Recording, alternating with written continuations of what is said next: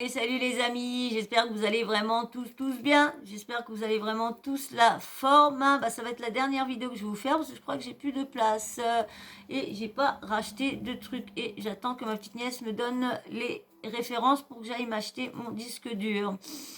Donc voilà, je vais être coincée pour faire d'autres vidéos là. Donc voilà, donc moi, ce que je voulais vous dire, à part ça, je voulais pas vous faire le petit hommage de comment dire, de Jean-Pierre Pernaut. Et puis du coup, je me suis dit, si, je vais faire une petite vidéo consacrée juste à, de pas trop longtemps, de comment dire, de Jean-Pierre Pernaut. Et je voulais vous faire écouter, c'est ça qui m'a décidé parce que j'ai vu que Nathalie Marquet réagit à la mort de son mari. Hein, c'est un petit passage que j'ai pris sur TikTok. Hein, c'est pas le truc en entier, mais c'est un petit passage. Donc je vais vous faire écouter son petit audio parce que je voulais rendre hommage à Jean-Pierre Pernaut et puis bah, dire en même temps que j'étais de tout cœur avec la famille, hein, que je leur souhaite les condoléances et puis que les enfants, courage. Je sais que ce seront pas, elle ne sera pas vu par eux, mais bon, au cas où, hein, faut toujours espérer dans la vie. Toujours espérer, et toujours être positive et toujours rêver.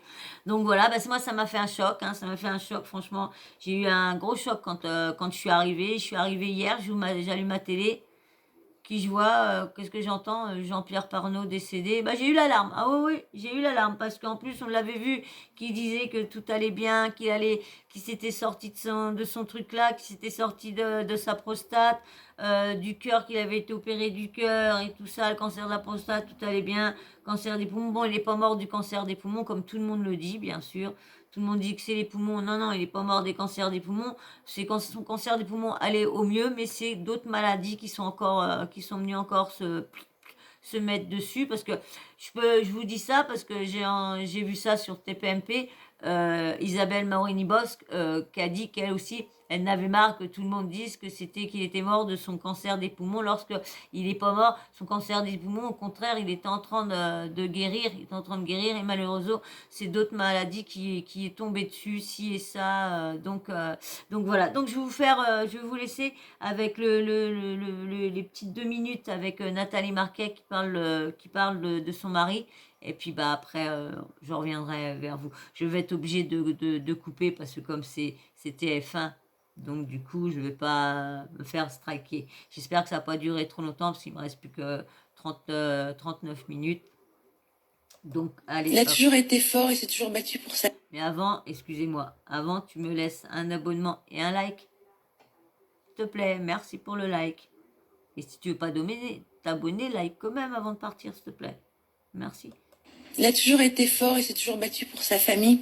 Il avait envie de rien lâcher. Vous le connaissez, hein, de l'arrêter pour son travail aussi. Il n'était pas en retraite. En fin de compte, c'était un boulimique de travail. Il s'inquiétait toujours pour la famille de TF1. Il voulait toujours que ça soit bien fait. Moi j'aurais fait comme ça. Moi j'aurais fait. Voilà, c'est lui.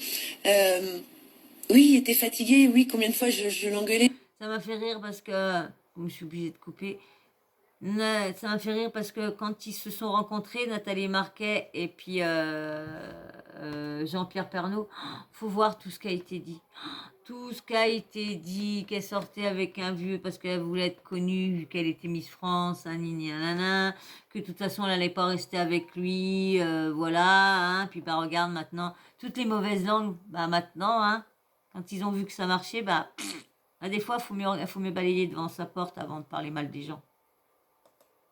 Parce que je disais, il faut que tu te reposes. Les médecins te disent qu'il faut te reposer. Et puis, déjà, moi, quand il y a eu son cancer de la prostate, je me suis dit, c'est un signe de là-haut. Il faut que tu te reposes. Ton corps est fatigué. Et quand le matin, il se réveillait et qu'il travaillait encore à TF1 et qu'il me dit à 6 heures, parce qu'il se levait tout le temps à 6 heures du matin, il voulait préparer lui-même son journal.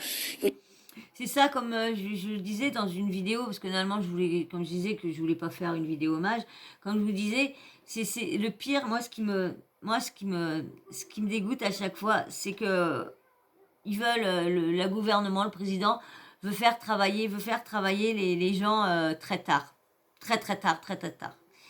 Et moi, j'ai remarqué qu'à chaque fois, dans ma famille surtout, à chaque fois que un de mes oncles est à la retraite, à 60 ou 65 ans, il prend sa retraite. Eh ben, je sais pas, soit dans l'année qui suit sa retraite, soit qu'il apprend qu'il a le cancer, soit qu'il apprend ça et il meurt quoi 2 ans après et du coup, bah l'année de sa retraite, il aura fait que d'aller dans les traitements, médicaments et tout ça. Et la deuxième année, bah il était sur son lit en train d'attendre la mort.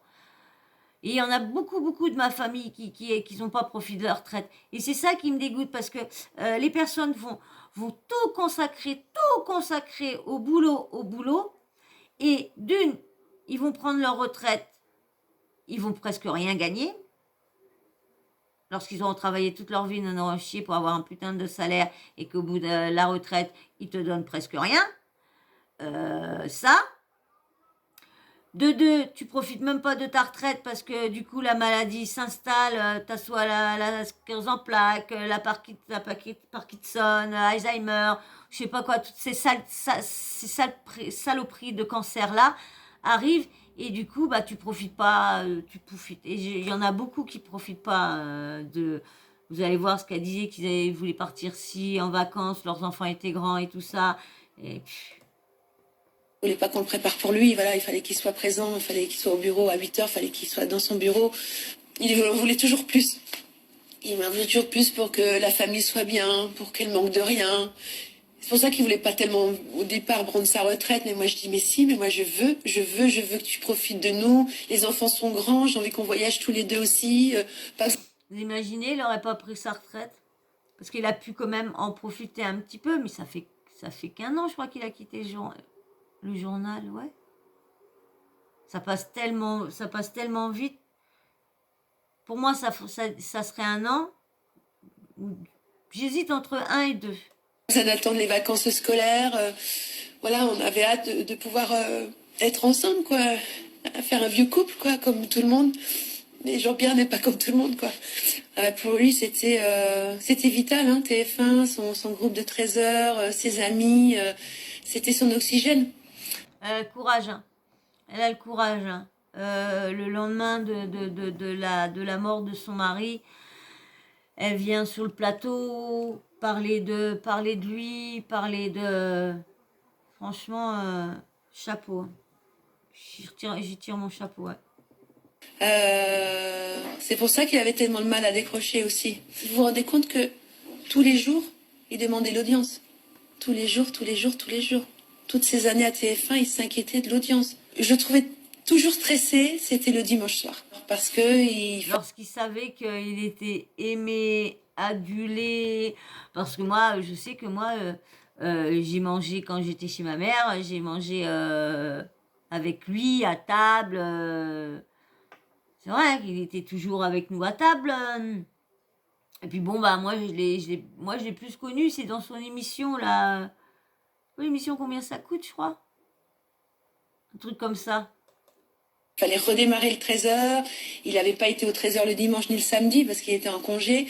Donc il y avait comme si qu'il avait peur de ne pas réussir. Donc chaque fois, avec les enfants, on fait oui, on est dimanche soir. Il y a une mauvaise humeur. Il y avait un truc qui me faisait rire. Parce que quand il avait vu l'enterrement de... Enfin, il avait fait aussi l'enterrement pour Johnny où il avait parlé... C'est dur, hein. Très très dur pour elle. Très très dur. Les 7 heures à l'antenne. 7 heures d'antenne. Il a été très fort. Et puis... là, quand il était rentré à la maison, je fais tu te rends compte le jour où toi tu vas mourir, chérie? J'ai dit mais tu te rends compte, ça va être chiant pour moi parce que ça va être insupportable à gérer. Comment je vais gérer parce que ça va être horrible. Il dit mais non, mais t'inquiète pas, comme je serai plus à TF1, tout le monde va m'oublier. Je vois, je suis pas si sûre. Il faut aussi si t'inquiète pas. Ben voilà, chérie, ben tu vois, si tu m'entends, ben non. Les gens l'aiment toujours, les gens sont toujours fidèles. Donc je voulais remercier tout son public, tous ces gens, tous ces messages. Il a toujours été. Bah voilà. Voilà, malheureusement, hein, comme je disais, Jean-Pierre Pernaut nous a quittés. Moi franchement, je pensais qu'il s'en aurait sorti, hein, bah, comme je disais, il s'en sortait, hein, selon Isabelle Morini-Bosque, son cancer, ça allait, il arrivait à le combattre. Et puis il y a encore une putain de maladie qui est revenue se greffer par là. Et puis bah du coup voilà, il est monté au ciel. Donc bah moi j'ai pas plus à dire hein, que bah je suis de tout cœur avec la famille. Hein,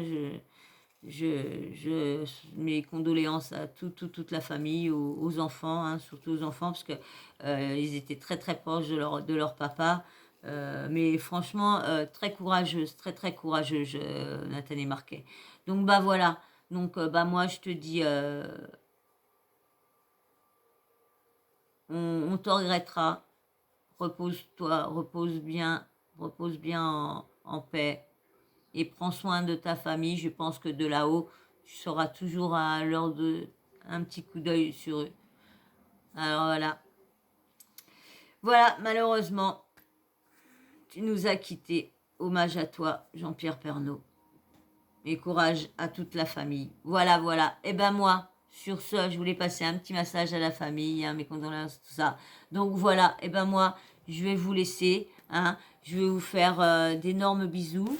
Mais avant de vous faire d'énormes bisous, j'allais Il est fort, il oublier. s'est toujours battu pour sa famille. Toi. Il avait envie de rien lâcher. Vous le connaissez, hein, Vous êtes de chiant, les l'arrêter. canailloux. Hein. Vous êtes chiant. Bon, je vais enlever ça. Excusez-moi encore. Voilà, comme ça va plus. Ils vont plus remettre le truc en route.